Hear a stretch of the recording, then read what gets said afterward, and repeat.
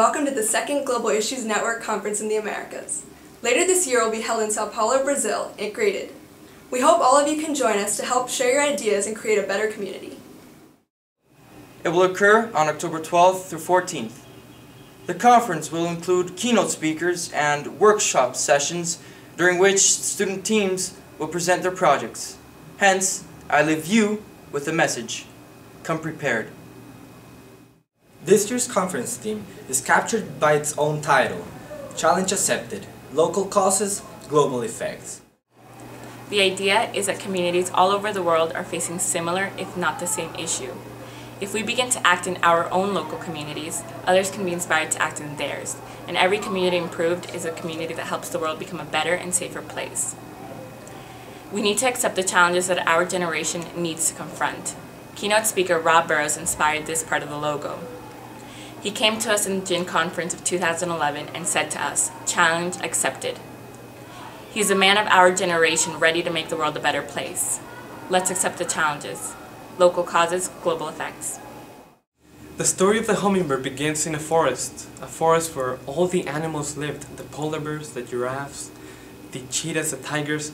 Yeah, don't ask me what the polar bears were doing there because I don't know, but the point is that all the animals lived in this forest, and one day the forest was threatened. The forest caught fire, and the animals were afraid of losing their homes and got together in a council. And the stronger and the faster animals like the bears and the tigers, they said that they would lead them and put the fire out.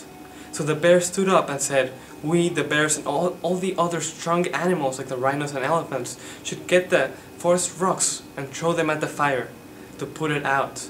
And they did. They gathered the rocks from the forest and they threw them at the fire, but they weren't strong enough to grab the bigger boulders, and the fire was too big and they weren't able to put it out.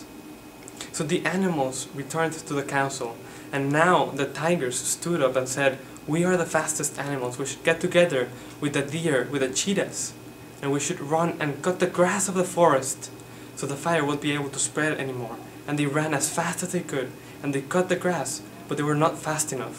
The fire was too big. So they got together for a third time and they were feeling desperate, they were feeling helpless and defeated. And they knew that they would lose their homes, but were hoping not to lose their lives, so they were started to leave the forest. But it was then that they saw the hummingbird. The hummingbird was flying from the surface of a pond nearby towards the fire with a water drop in its beak.